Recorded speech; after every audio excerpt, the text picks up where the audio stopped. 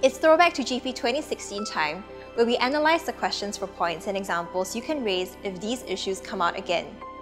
Evaluate the claim that equality of opportunity for females is a desirable but unrealistic goal. The main subject of focus here is equality of opportunity for females. This can be a deeply controversial and emotional topic because it's linked to what we personally believe is the function or purpose that women serve in the world today as compared to men. Simplistically speaking, there are two camps you could fall under. Some of us believe that women are essentially not that different from men. This is the egalitarian point of view. The egalitarian camp argues that women are simply fellow human beings, equally capable, talented, and intelligent as men.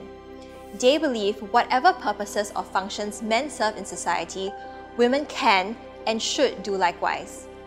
Equality of opportunity is not only desirable to egalitarians, it is totally realistic and should be the way of every society. A group that believes in this would be self-claimed feminists such as actress Emma Watson, former Secretary of State Hillary Clinton, as well as men who support them like the Dalai Lama. Some of us believe that men and women are different and have complementary strengths and weaknesses. This is the complementarian point of view. Complementarians argue that there are inherent biological, emotional, or psychological differences between the sexes, which imply different capabilities and strengths. To a complementarian, equality of opportunity is less desirable a goal to fight for because it's better to let the different genders do what they do best.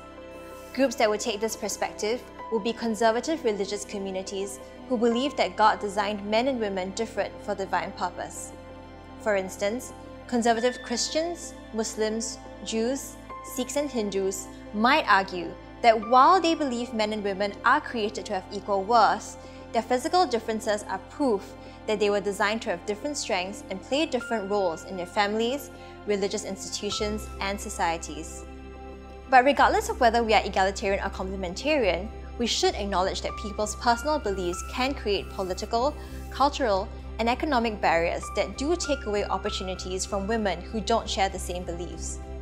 For instance, in hyper-masculine cultures where the majority believe in demonstrating masculinity through aggression and dominance, women are likely to be seen as lesser than men.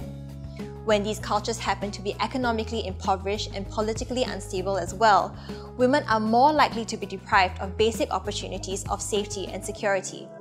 One example is the Democratic Republic of the Congo, where violence against women is unusually brutal and commonplace. There are also highly conservative, authoritarian cultures that believe men should hold ultimate leadership. Women there are likely to have less political power and control over what opportunities they can have. In such an environment, women will have less legal rights and property rights. They may also be barred from opportunities for education and employment. In the case of Saudi Arabia, women are even banned from driving and were only recently allowed to vote and run in local elections. This has resulted in an extremely low rate of female participation in the workforce. Then, there are rural, isolated areas where communities have less education and are less exposed to different belief systems, where women simply have less economic options or socially acceptable alternatives. For instance, in rural Bangladesh, many females are not allowed to own land. 71% of them marry before 18 as their only way to get financial and social protection. Although the Bangladeshi government has passed laws that limit child marriage, it still has one of the highest child marriage rates in the world. Child marriage makes girls more vulnerable to exploitation, cutting them off from access to good health, nutrition, and education. As newspaper headlines like these show, even in many modern and progressive countries, gender discrimination still persists, perhaps in less visible forms.